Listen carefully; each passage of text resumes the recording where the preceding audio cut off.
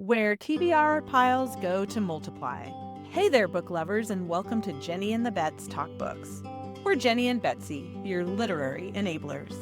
Every month, we're diving into amazing reads, swapping recommendations, and basically giving you permission to add just one more book to that teetering stack on your nightstand. So this is the year-end edition of Jeny and the Bets Talk Books, where we are talking about our favorite reads of 2025 and also doing some superlatives of other books that we've read.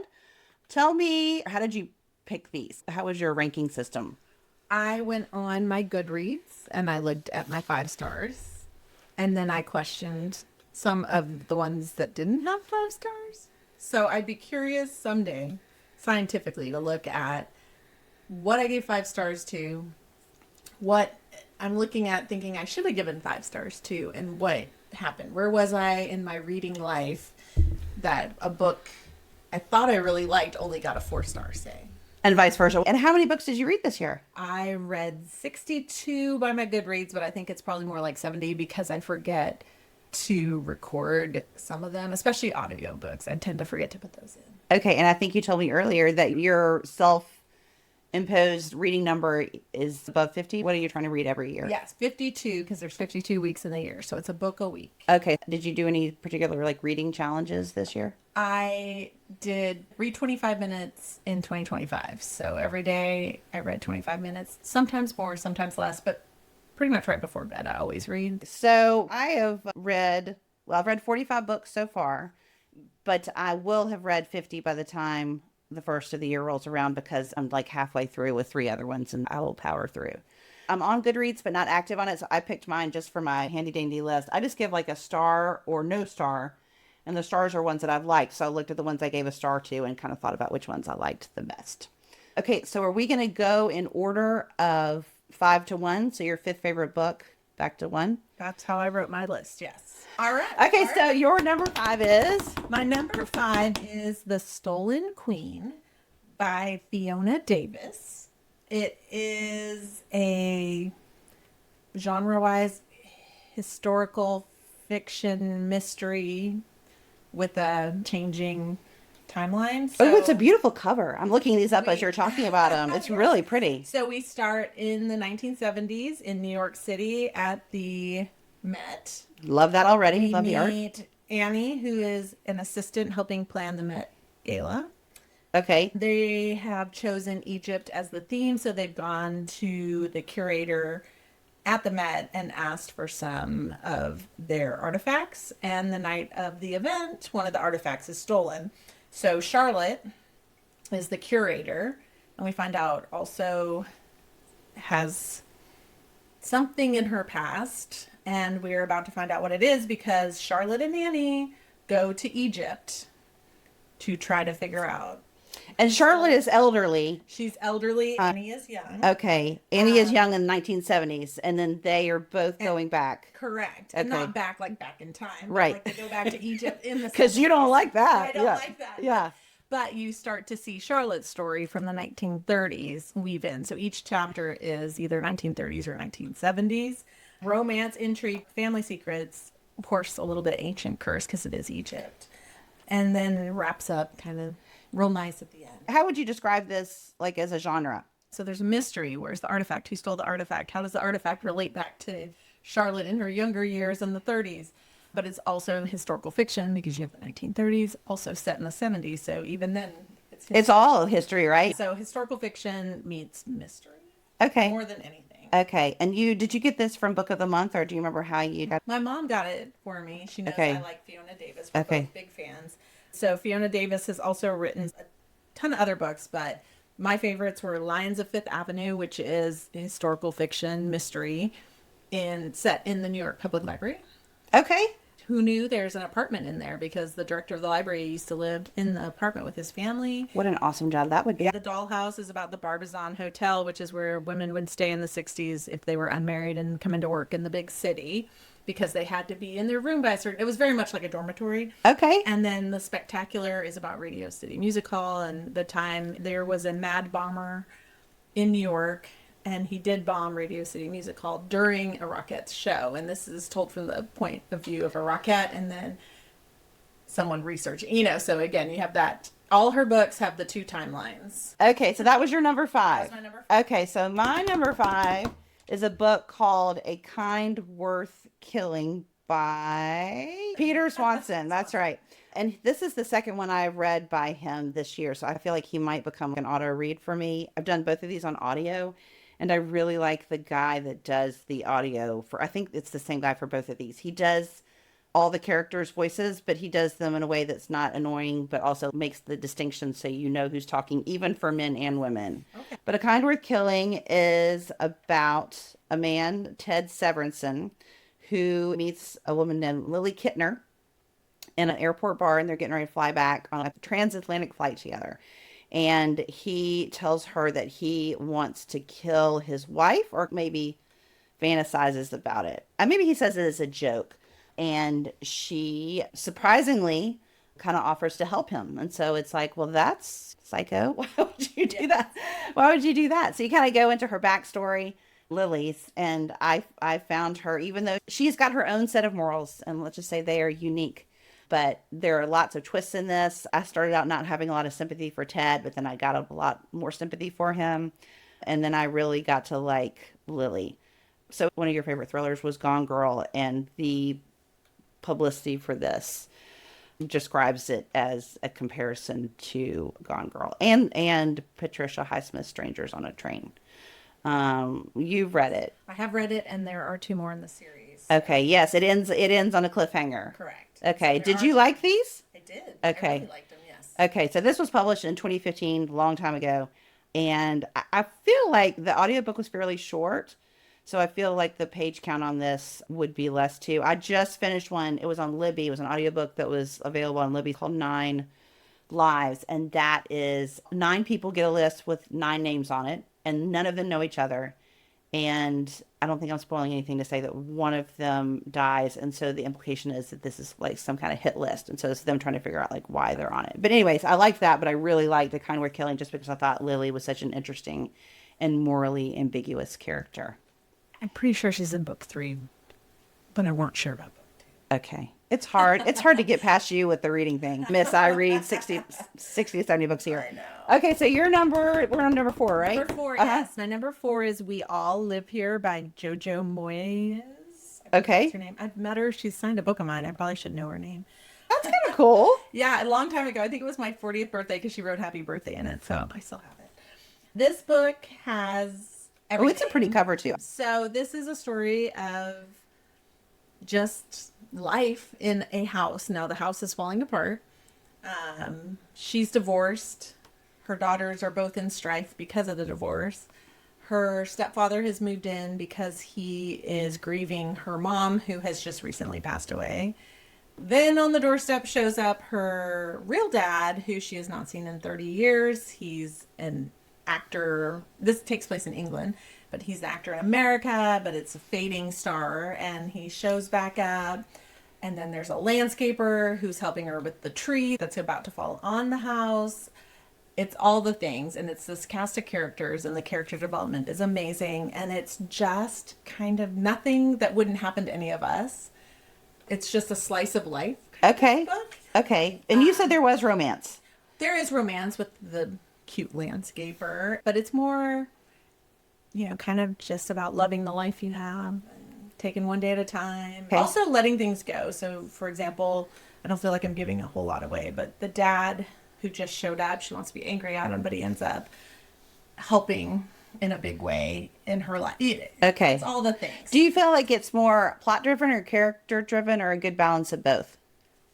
It's character, a lot of character. Funny? It's funny. Okay. It's sad. It's sweet. It's all the things. Okay. I have, it may be even on my TBR over there. A Giver of Stars is one that I have got through Book of the Month that I never read. So obviously I was going to say, do you like it? But that's a moronic question because it's your number 4. Well, my number 4 is a sci-fi book. So I feel like I'm already going to lose you, called Dark Matter. Yeah, I've read it. Okay. I tried. Everyone loved it, but no. Okay, yeah, no, okay. Well, by the time all is said and done, I'm going to try to win you over. But this came out probably about 9 years ago, so it's not new. But there's this Apple series right now, which I won't watch because once I read the book, I won't watch the series. It's described as a science fiction thriller. It's about a physics professor, Jason Desson, who is coming home from a bar one night. He's gone to begrudgingly congratulate a friend who has won a esteemed prize, and he's sort of jealous of this man because this man's professional career has well exceeded Jason's, even though Jason had a lot of promise. He's leading a happy life with his family, but didn't achieve the professional fulfillment he wanted. And he gets kidnapped and he wakes up in a place where he is greeted by name, but he doesn't know anyone who's talking to him. And he seems to be leading a completely different kind of life. Blake Crouch, I like him a lot because he takes complex scientific theories and kind of breaks them down in a way that's understandable and plot turning. I mean, obviously the premise here is somewhat unbelievable, but I bought in. It's not long either. I want to say it's less than 300 pages. His books are pretty slim, but they pack a lot in them. So have you read anything else by him? No. Okay. All right. I'm going to give up on you for today, but anyone else out there listening, this is a good read. Okay. So now we're up to your number 3. All right. My number 3 is She Really Going Out With Him by Sophie Cousins.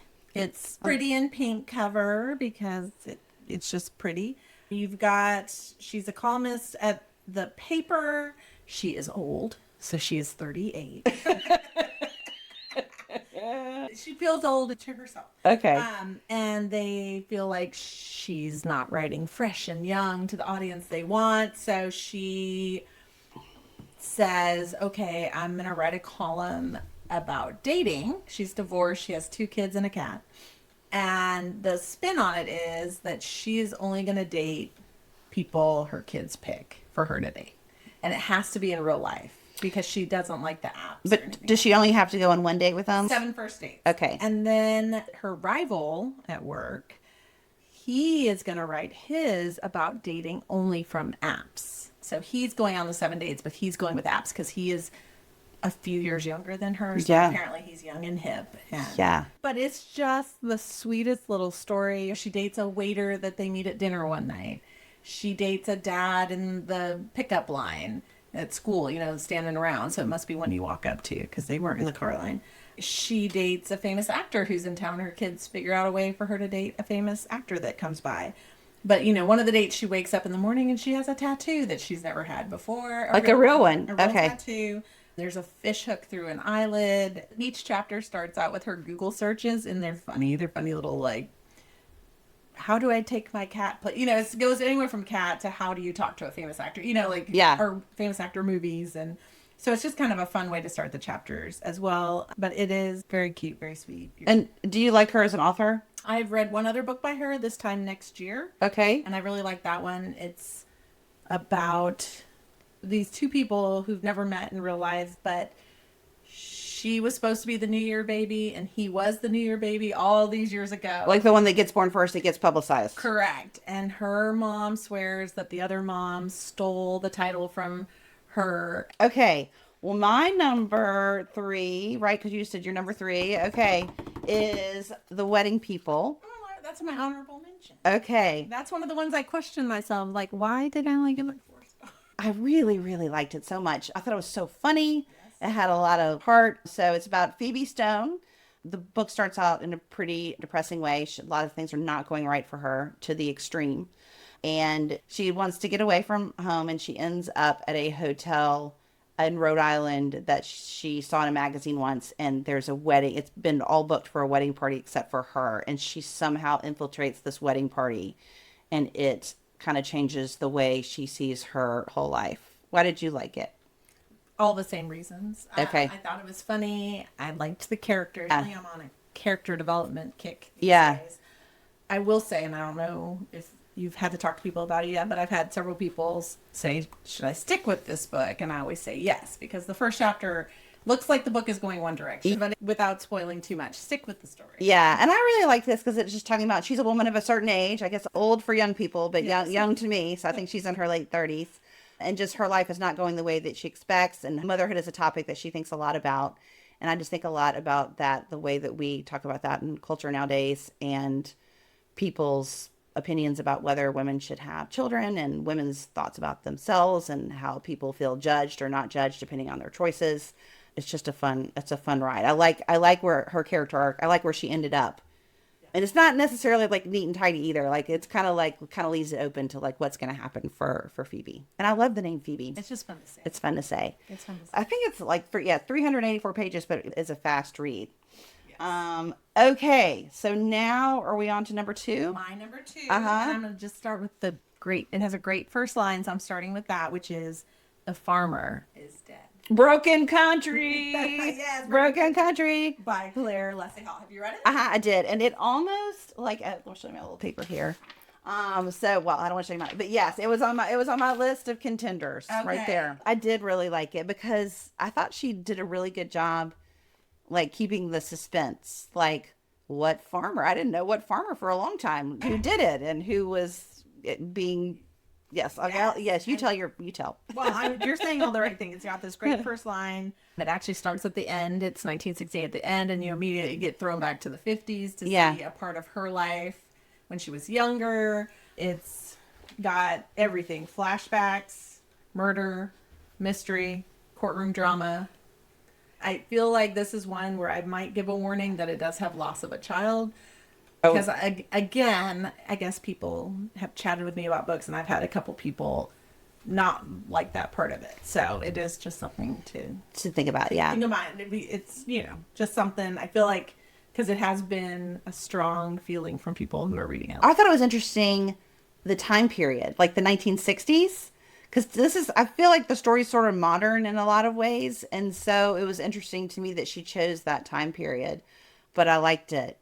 How did you feel about the ending, without spoiling it? It's probably not the one I would feel have written, or maybe the one I thought it was going. I thought it was a fantastic book.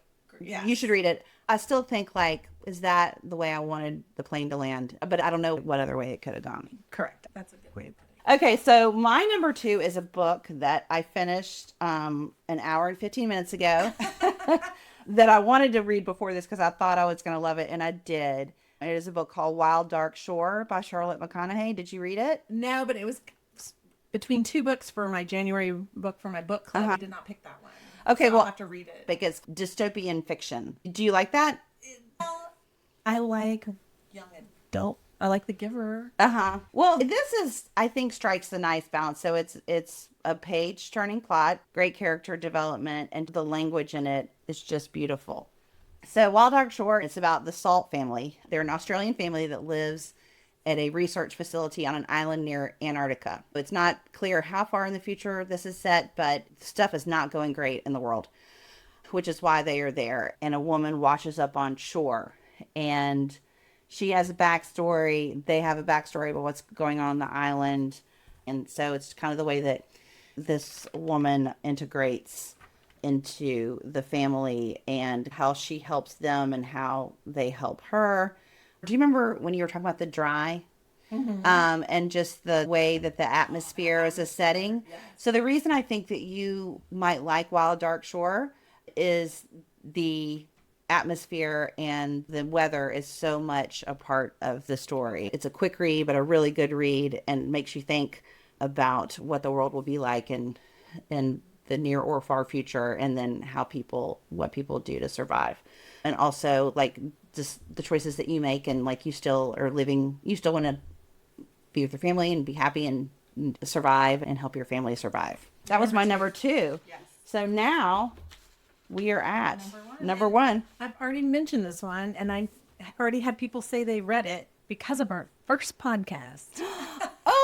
Is it the one? It's Love and Saffron by Kim Faye. Yes. It is just the sweetest book. It's told in letters. The friendship blossoms over their shared interest in food and spices. And it was interesting because it's a historical fiction. So it's the 1960s. And it's just so interesting that when they needed saffron, they had to go to a part of town with a grocery that was in that area that would sell saffron. We can buy saffron at the Kroger down the corner, know, so you forget at the time. Does it have recipes in it? It has a couple, I think, at the but not very many. No, Okay. You don't really see what they're doing, but it's a food writer. Okay. She is, I think, 58. Okay. She's on an island off Seattle, so she's Pacific Northwest. Okay. And she writes for a magazine. She's a food writer. And then you have Joan, who's in LA, Los Angeles, and she is young. She's 20s.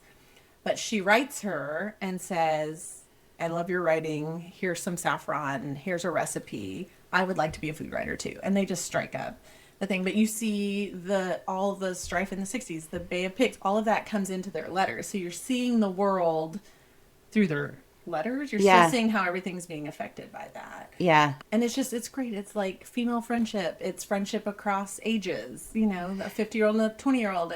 What did the people that you recommended it to think about it? I haven't asked. I guess I'm scared. I don't know. Okay, and it's short. You mentioned it's short. It's short. It's like 100 pages, if that. It is quick and easy, but it is really nice. And I will say part of it is I'm drawn to it. I lived in Seattle and I lived in LA, or outside of both in my life. And so when they mentioned some of the setting, so this is one where I felt like setting was really important too, as well as the characters. But I just loved hearing about places I've been. I always love when you read something, you're like, oh, I know, this is in my mind. I see exactly what you're talking about. I know what you're doing. Okay, so that was your number one. That's my number one. Okay, so I was sticking with it. Okay, my number one is a book that I got from the Skip the Line on Libby that I heard other people talking about and wanted to read. And it is, I cannot say enough about this book, but it's called The Bright Years. Have you heard of it? Okay, so I am not the only one who thinks this is a good book. This is a debut by a woman named Sarah Damoff. I don't know if I'm going to say her name right, but it has a 4.2 on Goodreads. It's set in Texas. It's set in the DFW area. Okay. And it's about the Bright family, Bright, and the book is called The Bright Years. And it goes through 3 generations. So it starts out with Ryan and Lillian Bright. I've never read a book that is so sad, but also like still has so much humor and heart. Like it's heartbreaking, but it is also redemptive. And the author, I believe, is a therapist, or maybe she's a substance abuse counselor, but I feel like she has brought a lot of her work and her understanding of people into this story. I read this in like an afternoon.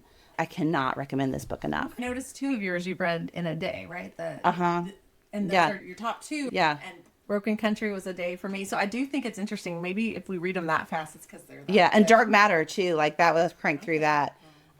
Okay, well, this is going to be fun because our next part, we said we were going to do some superlatives, and our superlatives are not the same. And how many did you do? I have 6. Okay, well, I'll try to meet your 6, but yes. Okay, you go first. Okay. And tell me the superlative. You're going to tell the superlative first? So this being that it is December, and we may not get this out before the holidays, so just put it on next year's list. But This is the best holiday read of the year. Grace and Henry's Holiday Movie Marathon by Matthew Norman. I'm not going to read this before the end of the year, and it makes me mad because I've heard so many people talking about this. I just don't think I'm going to get to it. It is so sweet and cute, and every chapter is a movie, like a Christmas movie. So the first chapter is Die Hard, and I just really enjoyed it. But it's not a typical romance, right? It's not a typical romance. It goes back and forth between a male and a female narrator, which is always interesting because people sometimes say men can't write the women so much. But it's by a man, and he wrote it quite well. They're not young. I heard it has cute kids in it. Well-written kids. Kids and a dog. Is it as good as the dog in Lessons in Chemistry? Because that dog is like the champion dog of all time. Maybe not quite up to that, but there is a dog. Okay. All right. My first superlative is the most depressing ending. So I heard this book reference on a podcast, and I didn't hear much about it, but what I heard intrigued me, so I picked it. And it's called God Spare the Girls. Have you ever read it? I have not. Okay. God Spare the Girls by Kelsey McKinney. I think I picked it because I thought it was going to be a thriller, and it wasn't. But I was invested, so I kept going. But it's about 2 sisters whose dad is the pastor of a mega church in Texas. It's also set in Texas. And about his transgressions and how it affects his daughters and their relationship both with each other and their choices and decisions they make. And I like books about religion that ask questions about Christianity without mocking Christianity. And so I felt like this was a good one for that. But the whole time I was reading, I read this on my Kindle, and I was down to 3%. And I was like, please let this be different. And then it wasn't different. And it wasn't different in like a super like tragic way. But to me, it was pretty tragic. It's a really well-written book. And I read a little bit about the author, and I think she comes from like this background. I've talked a lot about this book for something that didn't give a star to, but I thought about the ending for a long time. And I would say that I enjoyed the book, but didn't enjoy where she went with it just because I wanted something more uplifting. So what you got next? I've got the Charles Dickens Is Rolling in His Grave Award. Okay, what's that? For Holiday Spirits B.K. Borison. And it's the ghost of Christmas past. The ghost of Christmas past comes to a girl to make her see her past before he hands her off to present and future and all the things. We all know the story. But they fall in love. Okay. The look on your face, I'm like, what? It's Charles Dickens Is Rolling in His Grave. Is it like creepy love? No, it's just... You just don't like it that they took that and they bastardized that Correct. notion. Like, I mean, the Muppets could make a movie of it and still keep it real. I mean, there's been ones, I guess most have been adaptations, have been movies, but you think about Scrooge. I mean, there's so many ways we could take this. Yeah. But this wasn't, let me put it this way. I don't need Ghost of Christmas Past in an open door. Okay, so the open door was the on top of all the things. All the things. I can see in the look in your face how you felt about this book. Say no more. My next one is the most unusual book about a serial killer, and it is called The Death of Us by Abigail Dean. Have you heard about it? I have not. So this was on some people's top list of the year, and I did enjoy it. But it is more about the love story. Well, I say love story. That's not the right word. The relationship between a married couple who is terrorized by a serial killer. And it is taking the reader through their story from where they met to the present, but also doing the history of the serial killer and his intersection with their lives and how his intersection with their lives breaks their relationship. And they are meeting each other in present day at his trial because they finally caught him, and it's just kind of taking you up to that point. So it's got suspense in it, but then you kind of already know what happened from the beginning, and it's like relationship driven between these people. I would recommend it, but it's not a traditional thriller, but it is a unique take on that genre. Okay. All right, your next one? My superlative is the best retelling I didn't know was a retelling. Ooh. And it's The Favorites.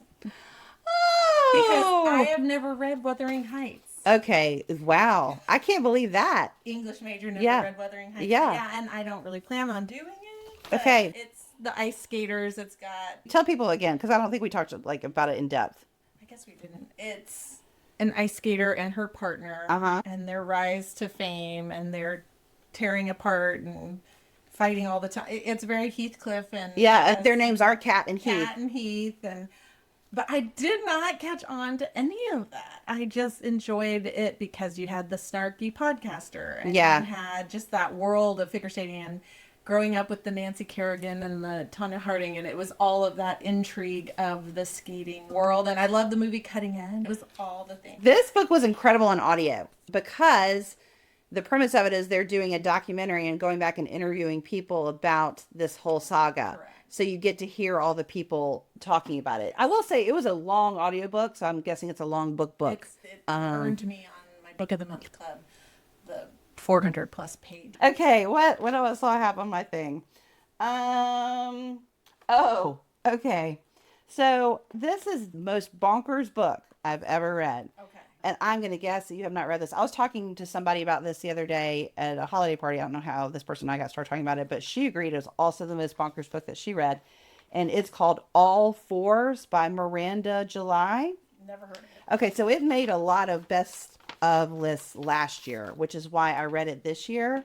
It's about a 45-year-old artist who I don't believe she ever says her name. And I don't think anyone ever calls her by name, so we don't ever know what her name is, but she plans to drive to New York, and instead of driving to New York, she stops at a random strip mall and spends her trip length there and lies to everybody about where she's been.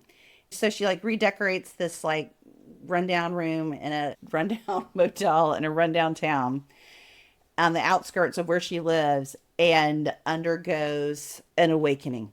So the description says exploring themes of midlife, sexuality, and reinvention through an extramarital affair and a sexual awakening. So this could not be more open door if it tried. Well, let's see what the page count was. I actually read this in one sitting. I think I got it on Libby and it was about to be returned. And so I was like, let me just give this a crack. And I kept reading to find out, like, where is this going to, I don't understand where this is going to go at all. It's one of the strangest, most bonkers books I've ever read. But I can't say I didn't enjoy it. I just didn't understand what it was. I kind of understand what it's supposed to be, but kind of I was just like, this is just nuts. But okay, so that was mine. Well, I'm going to skip over the one I was going to do next only because you used the word bonkers. So I use the word bonkers. Oh, no, I want you to. I'm saying. Oh. So they match. Oh, okay. But mine is the most bonkers memoir that I listen to on audio. So I love celebrity memoirs. I love listening to them. We'll have to do a whole thing about that because I'll have to catch up with you, but okay. So the most bonkers one was Cher, part 1. Part 1. Okay. So it takes us from her birth to 1979 when she's dating Gene Simmons of Kiss. Okay, and so is there part 2 that's going to come out? Correct. Yes, there is. But this is like what? I mean, Ooh, I bet it's good. It's good, and she does go even into the history of her mother, and beyond that, leading up to her. And there's several that I've listened to. Hers was the most bonkers, but I feel like Oni Sky, who's didn't say anything, I listened to hers as well. And where are the parents? Where are the parents? Are you talking about like when Cher's young? She's 14 and dating Warren Beatty or whatever. Her mom's like, cool. She dated Warren Beatty? Yes. I didn't know that. Maybe she's 16 or something, but her mom's like, great job. And I was like, what is happening? Well, that's the 70s, right? I'm not saying it was right. She lived in Galveston for a while. Who knew that? I didn't know Cher lived in Galveston. When she was growing up, she lived in Galveston. So anyway, but it takes you on a wild ride. And when it was over, I'm like, it's only the 70s. Did you read it? So she reads part of it, and then the other part is read by the girl that opened the Broadway show, The Cher Show. So she sounds like her. Just like her. I do like them to read it in their own voice. This one worked because she sounds like Cher. When I listened to Britney Spears and it was read by Michelle Williams. Very different. It's very different to hear that book read by like an Oscar award-winning actress. Well, Britney's, I really enjoyed that narration. It was riveting and sad. This one was read by Cher or someone who sounds like Cher. So that was nice. Okay. This one is a book that if your book club has not picked it, you absolutely have to because it was one of the best book club discussions that we've ever had. And is I Who Have Never Known Men. Have y'all picked this? No.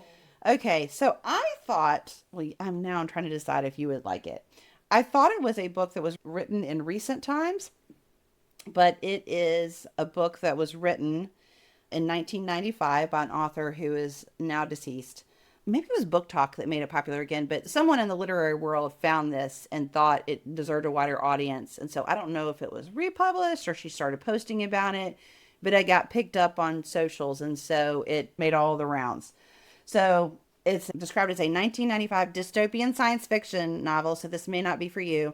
And it is by a Belgian author named Jacqueline Hartman. And so is it translated? Because I don't like translated books. I believe it's also translated. Duration is stilted when it's translated. I can tell when a book is translated. I cannot answer that question, but it's short. I'll tell you that. Okay. So it's about a group of women who are held captive in an underground cage guarded by silent men who must learn to survive and understand humanity after escaping into a desolate post-apocalyptic world. So it is like, it's one of those things at the end of it, like we finish and we're like, I don't understand what happened. Like, what is the purpose of this book? Why was it written? It does have a lot to say. If you're going to read it allegorically, I think it has a lot to say about women's roles in the world and women's relationships with each other. Because as an allegory, I get it. As a plot-driven novel, there is no plot. Okay. Or there is, but it's nuts. And so actually, this could have made my bonkers list too. But it's short, And it inspired like a really interesting discussion. To me, I was like, this could have been written yesterday, just with all the like TV shows and series and books about dystopian fiction. And she wrote this many moons ago. Wait, How many more do you have? I feel like I've done 4, but you keep going because I'm I only interested. have 2 more, so we've both done 4. Okay, well then I can get there too. Well, this one the sequel was actually better than the first one. Because I almost didn't read the sequel because I didn't like the first one, but then I really liked the sequel. One Golden Summer by Carly Fortune. Blah, the first one. Sorry, Carly. Every Summer After. And so everyone's been talking about One Golden Summer, and I thought, I'm not reading that. And I don't know how or why I picked it up, but it was so good. And it was just a light romance summer read, nothing more than that. And it's the second? It's the second. But I had really no desire to read anymore after the first one, and then I somehow picked it up. And it was darling, and it was great to read by the pool this summer. So, sequel was better. Okay. So this one is a book that everyone loved that I didn't love as much as everybody else, but I still liked. This is All the Colors of the Dark by Chris Whitaker. Oh, that's my last one. It says the book with the most tropes and plot points. Okay, so this is so interesting. Let's discuss. Dead dog, check. I mean, name it. It's in there. Divorce, check. Abuse, check. Kidnap, check. I wish you had been in my book club discussion. Okay, so he's British. Did you know that? I didn't. So what I found, the thing that I found off-putting was the intense description of every leaf, bird, road, city, like just intense descriptions of everything. But he's not from America. And so I think that to make it seem realistic and true to life, that he had an atlas and was just like, I'm going to study, they're at the cities. I'm going to study every bit of foliage that exists here and talk about it. I thought it was like fast. At a certain point, I couldn't start turning the pages. I will say also about the ending, I had some thoughts there, but I liked it. I didn't love it as much as everyone else. Bank robbery, check. Is bank robbery a trope? It's a plot point. Okay. My God. What else? Oh, art, painting, check. All the corruption in the small town, check. Yeah. It was, and you're right. It started off fast. I was like, this is going to be so good. And then I was like, where is the editor? I feel like it could have been much shorter. But again, you think, okay, we've wrapped it up. We've solved like 3 of the plot things. It has taken that little plot mountain, exposition, conflict, resolution, and then conflict again. And then he just like started a whole other story. Yes. And I know the plot points you're talking about. There was one thing where he did. I'm like, why did you have him do that? Because now we're going to have to go back to this place again. Now we're doing this. Yeah. This. All right. What's your? That was my last one. Oh, that was my last one too. Are we doing looking forward to? Yeah. Okay. Do you lead? What do you want? What do you want to say? One of the ones I'm looking forward to is Share Part 2. Okay. It's coming out. It was supposed to come out, I think, this November, but it didn't because the first one came out last year. So I'm looking forward to that. Okay. Do you want to go back and forth, or do you want me to do? I want you to do all yours. All right. Then, First Time I Saw Him by Laura Daves. And it's going to be I like her. last thing he told me, the kind of the next story. And you said you don't like to watch the series, but I actually liked the series with Jennifer Garner based on the book. But I think there was enough space between when I read that book and when I saw the series that I was like, what's happening? And then I was like, but maybe last episode I went, oh yeah, I do remember now. So I'm excited about that one. I'm excited. Speaking of Taylor Adams, The Last Word. You haven't read that one by her? No Exit is what you suggested I read, and I need to read The Last Word. I've read that. That's the one where she's reading all the stuff on Kindle. Is there a book coming out? Yes. The book coming out, Her Last Breath. It's about caving. Caving, Caving? Yeah, like going into a deep, dark cave and then what happens, suspenseful and all the things. So I'm kind of excited just because so far I've liked the books. Okay. And then the last one, I'm sorry, not the last one. The Night We Met, Abby Jimenez. It's her summer one. It always comes out summer. I read it. I'm happy by my pool. But 2026, this is my last one, marks the return.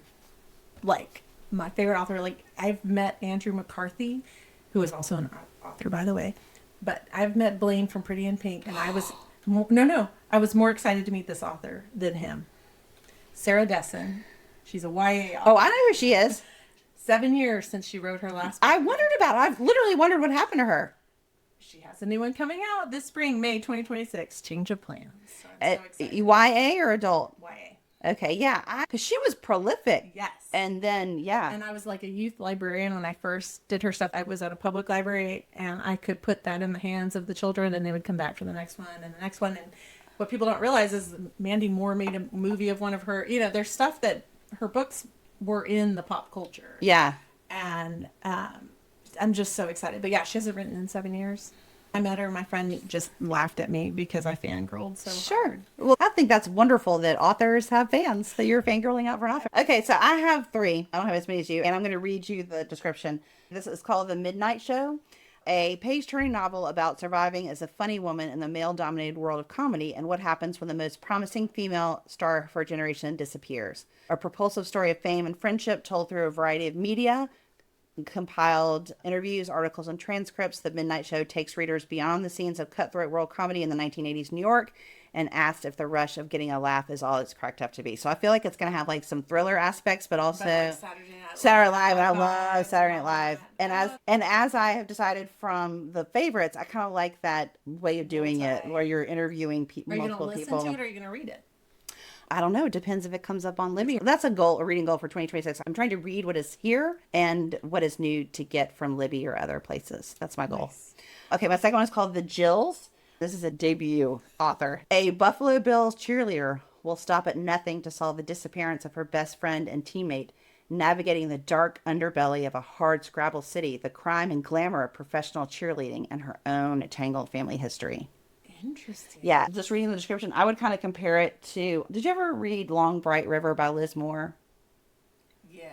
That's the one where her sister was an addict.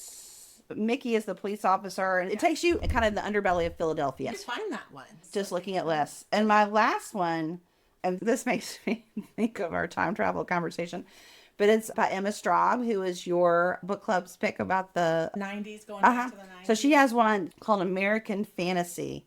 This is described as a book packed with laugh out loud reflections on fame, aging, marriage, and middle age. It's a story about what happens when your teenage fantasy comes true after you're already an adult. I don't know what her fantasy was, but I'm curious about that one. Nice. And then I think I mentioned this, the First Lie Wins author is coming out with a new one. I'll link it in the notes, but I was excited about that one too. I don't find myself a very forward-looking thinker about what's out there until I already hear somebody else talking about it, and then I get interested, and then I try to find the book.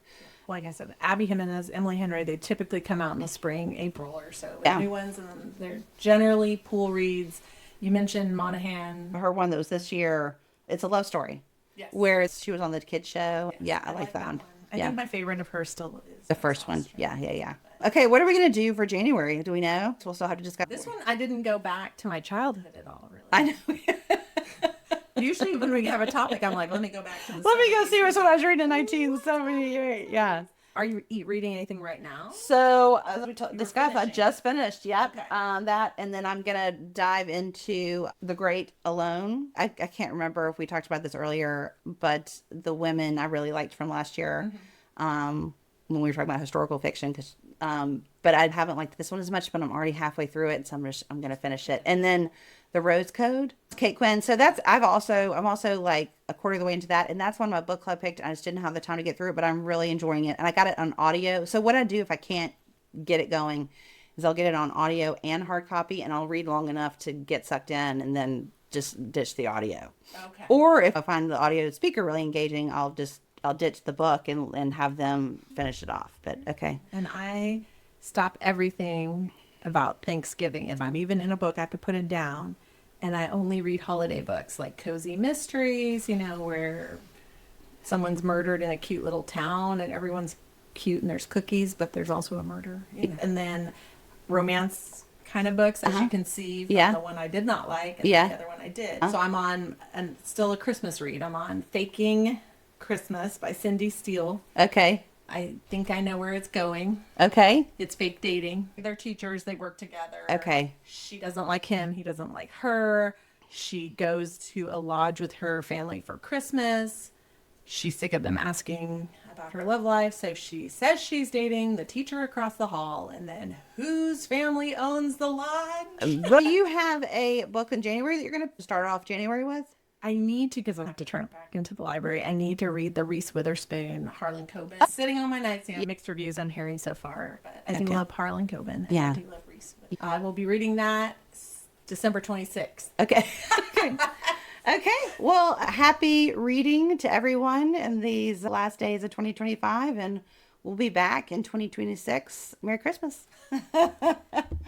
Happy holidays. Bye.